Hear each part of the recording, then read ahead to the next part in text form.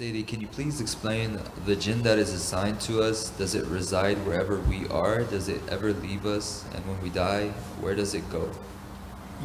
Yeah, the Qareen is assigned to you and partners with your nafs to destroy you. Where would it go? Goes into the grave with you and torments you there too. So your life is to discipline yourself to gain a control over that creature. And that's why the good deeds has to go into the grave with the servant.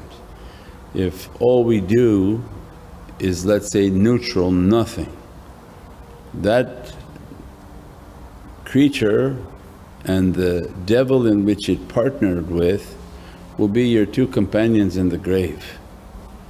And that's why the grave is very bad for people, 70,000 times more difficult than people whom are having testing outside the grave.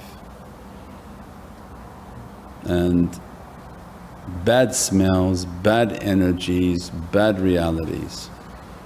So our life was to purify ourselves with good deeds and good actions and disciplines. That becomes the companions that we take into the grave that will counter them. So when we read holy books, and this is all Prophet's teaching, that everybody will have a companion in the grave and the good deeds of the servant are his companions. Read Qur'an, it becomes a luminous companion that will enter with you into the grave. Fasting Ramadan, again immensely luminous reality, companion that will enter into the grave.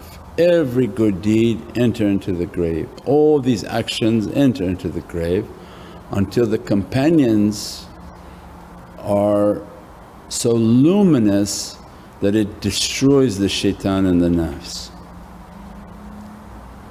And that's what becomes the peaceful grave, a blessed grave, a grave filled with lights.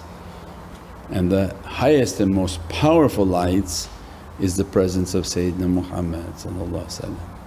So when these ashiqeen and have this immense love for Prophet means the Muhammadan light goes with them to make their grave to become luminous. And the truth and falsehood, they don't occupy the same space.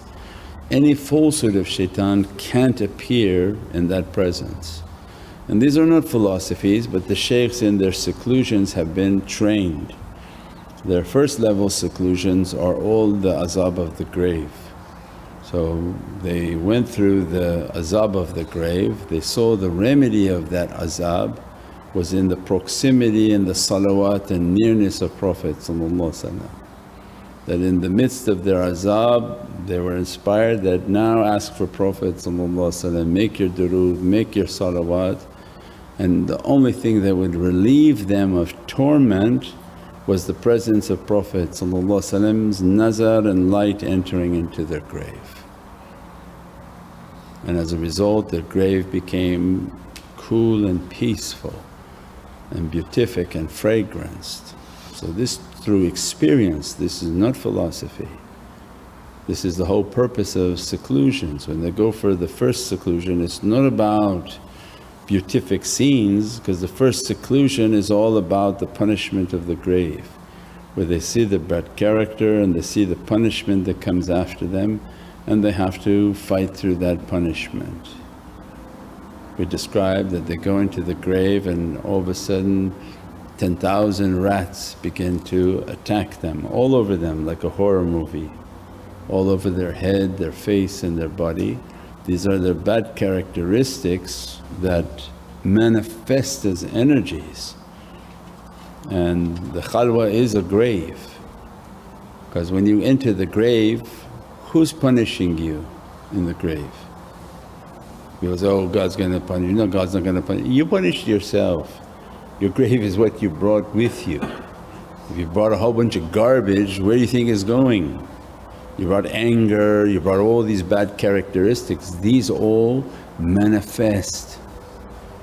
Even in seclusions means they've witnessed people manifest creatures. Somebody that had really bad energy, every time they were near, these wasps would begin to manifest out of nowhere.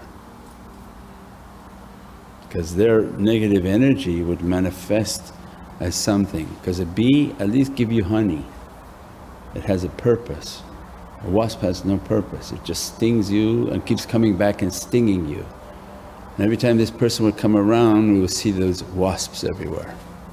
It means people manifest energies.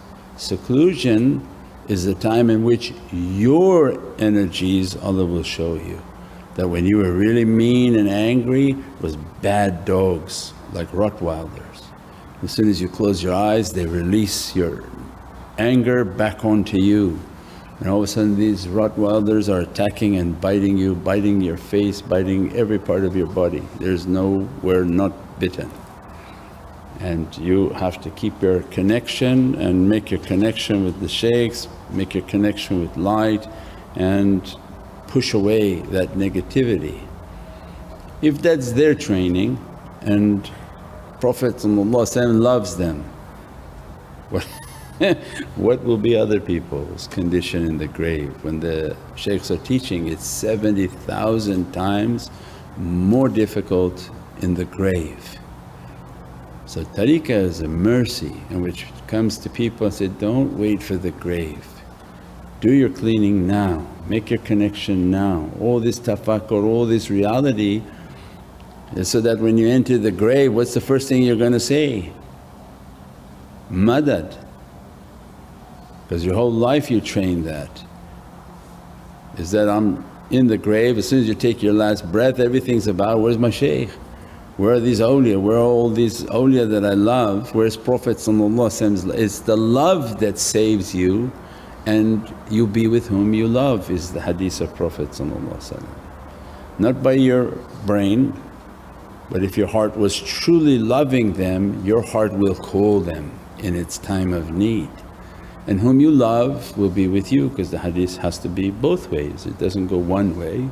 But you be with whom you love, and whom you love will always be with you, because love doesn't abandon you.